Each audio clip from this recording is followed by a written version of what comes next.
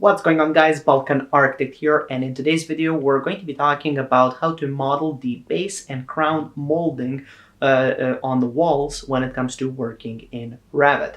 So when you're working in Revit, there isn't really a specific tool for modeling the base and crown molding, and I think this is really important. Not only is this a part of every project and a part of every interior, well, most interiors, but also it's something that's going to add a little bit more realism to your projects. You're going to notice that when you add these elements in your projects, the whole interior is going to come together and it's going to look a little bit more realistic and complete than if you didn't have it. Now I'm going to be showing you the approach to modeling something like this, where actually I'm going to be showing you a couple of different options when it comes to how would you set this up. Now they have both their each kind of good sides and downsides, so you can make a choice of what works best for you and your projects. Now before I get started, I would just like to ask you to subscribe and make sure to like this video. It helps me out a lot with the YouTube algorithm, and also make sure to check out my website, balkanarchitect.com. That's going to be the first link just below the video. There I create and upload all of my Revit courses. So all of my Revit courses are where I take the extra time to go and explore all of the Revit's vast capabilities in depth. There is over 100 hours of content on that website, both for beginners, intermediate level users, as well as advanced level users. So there's something for everybody. So please check it out if you're interested. Okay, so without any further ado, let's get straight into Revit. And here we are in Revit. So let's get started immediately by going here into models, and then I'm just going to go straight into new. Now for the template file, I'm just going to go with my architecture design template.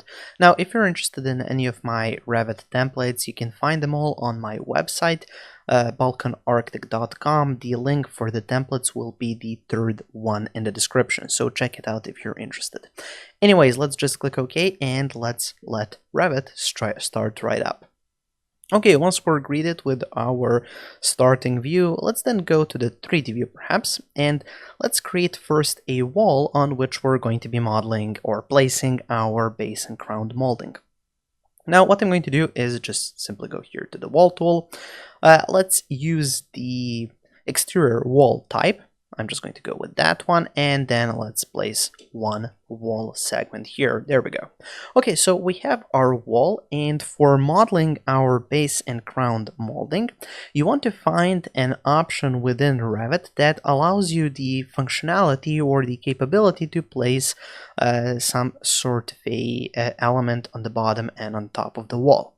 Now, in my experience, the easiest tool or easiest element in Revit that can do this is the wall sweep. Now here in the wall command, if I expand this drop menu, here we have the wall sweep. Now if I select that, we only have this one option, and if I try to place it, as you can see, I can place it here, perhaps on the bottom.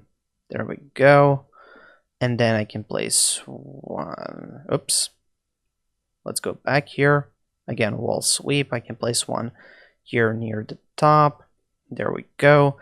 And that's basically the approach that we're going to be using. Now for this wall sweep, we have to create a new profile, both for the bottom as well as the top. So that's something that we're going to have to create. Now I'm just simply going to hold the control key and then delete these two. Perfect. Okay, now let's create those profiles. So for the first profile, let's go here into File.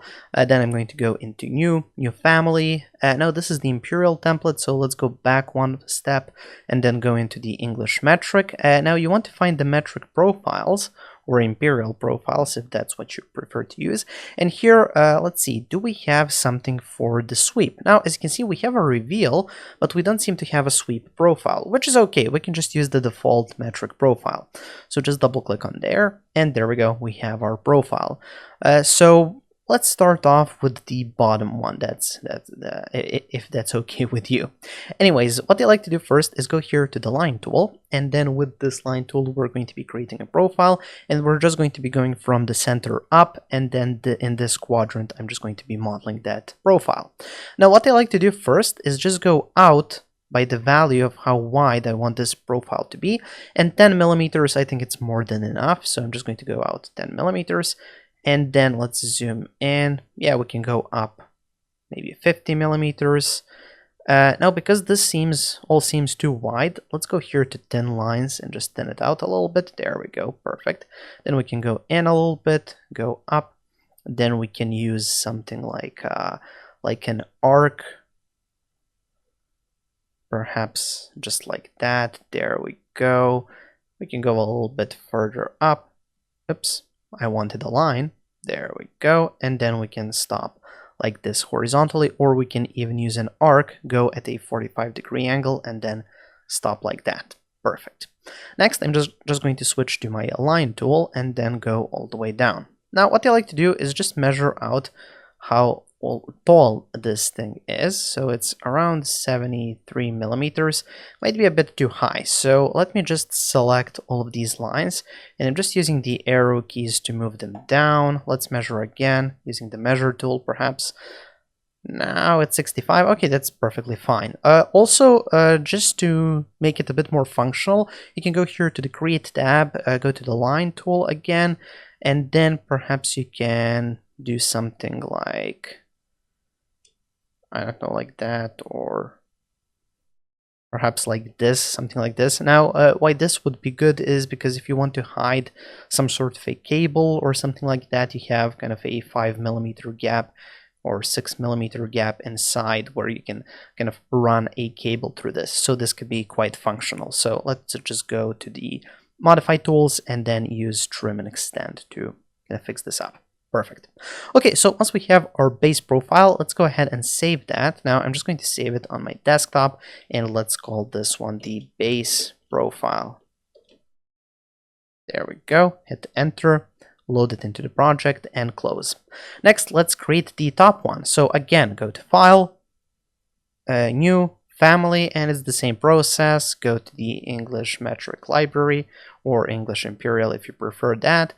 Find the metric profile. There we go. Now for the top one, we're again going to be going off to the left, but I'm just going to be going down now because this is the ceiling then. For the other one, this was the floor, and now this is the ceiling, so we go below that. Anyways, let's go here to create, and I'm looking at my ceiling just to figure out what I want to do.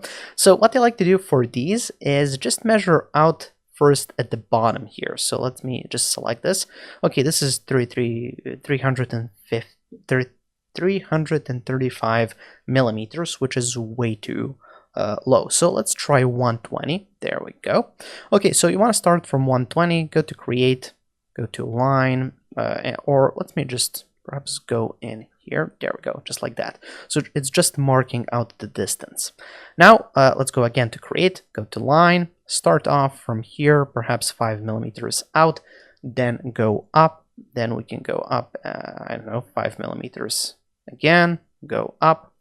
Then we can go at an angle, or now let's try an arc and then go at an angle like this. Perfect. Again, line, go up a little bit, and then let's make a big arc. So what I'm going to do is just go first out a little bit and then switch to the arc at a 45-degree angle, just like that. Then go up a little bit, and then perhaps we can have something, I don't know, like that. Go back to the line tool, and let's finish it like this. Perfect. I really like the way this turned out. Hit the escape key a couple of times, select this, hit delete, you don't need that. And again, for these, usually they're made, I don't know, I'm guessing that's the cheaper version. This is made out of styrofoam or something like that. So what I'm going to do is just go here to the Create tab, and something that I saw, usually they have kind of a little gap like this here. I'm guessing it's just to preserve material, because I don't see why would anybody be running cables through the ceiling here, or you could run cables if you want, I don't know. Anyways, let's go to Trim and Extend and fix this up. So we're just trying to be as realistic or as accurate, oops, not that, as accurate as possible. There we go. So we have our crown profile. So let's go ahead and save this one as well. So this is the crown profile. hit enter. Now make sure to save these every time because when you save them, you actually name them, and then when you open them up in your Revit project, they're going to appear with their names. And if you don't name them before loading them in, they're just going to be called family 1, family 2, family 3. And then if you make any changes, load it back in, it's going to give you a whole lot of messiness and trouble, so make sure to save them always before loading them in the project. But anyways, now it's time to finally place our crown and base molding. So let's go to the wall tool, expand that, go into the wall sweep, and once we're in the wall sweep, we need to go into edit type, and we need to duplicate this type. Now this one is going to be called the crown needs an N, molding. There we go. Hit enter. Now here you just want to go to the profile, and it has the default one, but you also can load your crown profile. You can also add a material if you want. I'm just going to leave it by category, but feel free to add the material of the ceiling or something like that. Then you click OK, and now you can place that. So let's come here close to the top, place it just like that. There we go. Okay, you can notice something that, well, it's completely in the wrong direction. Now, luckily, you have the ability to flip this. So if I flip it up, well, it's still not exactly what they want to see. Now, here in the properties panel, you can see we have an offset, we have a level, we have an offset from level, but we don't have a flip function or rotate function. If I go into edit type, then here, let's see. What do we have for our profile? Well, we don't seem to have a flip function here as well. So we have to adjust this profile, unfortunately. So what you want to do then in that case is simply go here to the open command. Then let's find our crown profile, open that up, select the whole profile, go to the mirror tool with the pick axis option, is the shortcut. Make sure to uncheck copy and then just flip it around. Load into project and close. Yeah, let's save the changes. Let's override this existing version. There we go. We just flip it down using these little kind of flip arrows. And there we go, looks perfect. So now we have our perfect crown molding. Now let's hope the bottom one will not need any flipping, so let's see that. Again, architecture tab, wall command, expand that, go into the wall sweep, edit type, and then let's duplicate this one. So this is going to be the base molding. Let's get rid of that number 2, and then in the profile here, instead of crown molding, let's add that base molding. I'm going to ignore the material for now, click OK, and then let's place it just like that. There we go. Zoom in. Well, again, it's at the wrong side, and again, I'm guessing I'm not going to be able to flip it the correct side, so that's annoying. Oops. There we go. Yep, it's on the wrong side. So again, let's repeat that process. Go to open family, search for it. Where's that base profile? There we go. Again, select that thing, go to the mirror tool, uncheck copy, mirror, load into project and close. Save the changes. Yep. Override. Yep. And there we go. Flip it up using the little arrows.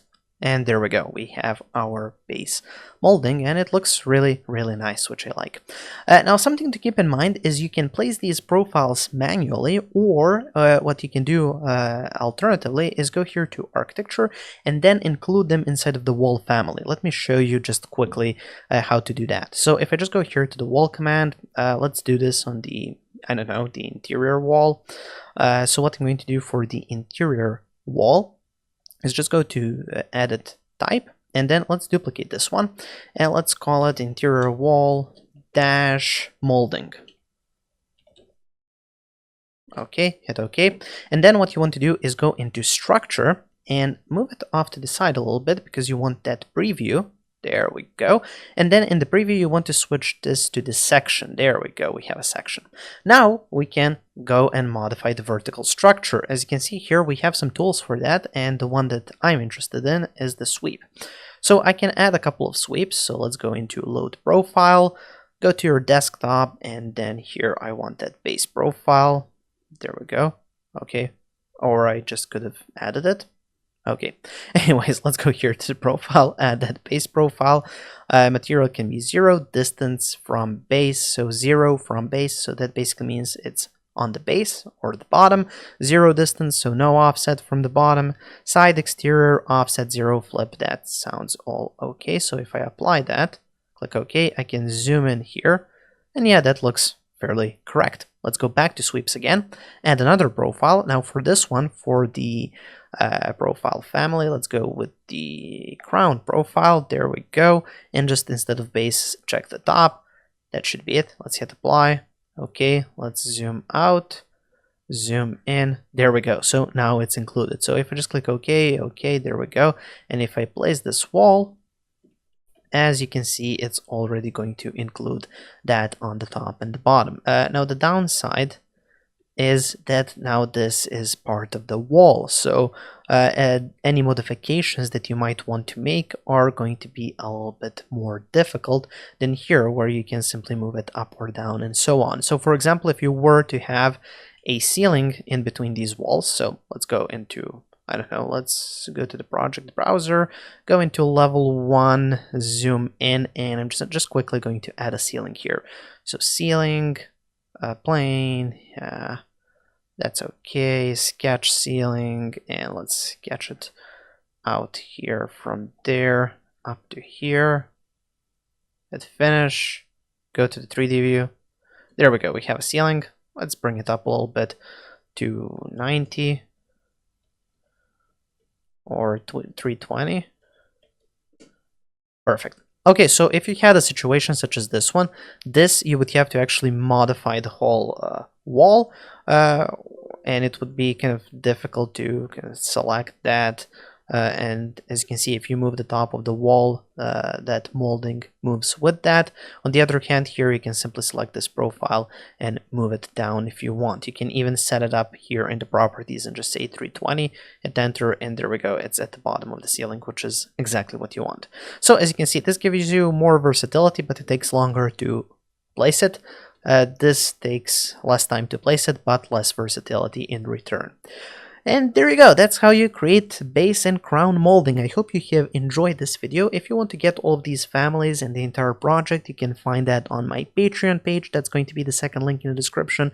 And for more in-depth complex tutorials and courses, there's over 100 hours of content at this point on my website, balkanarchitect.com. First link in the description. You can get a subscription, you can purchase individual courses, whatever you need, you can find it there.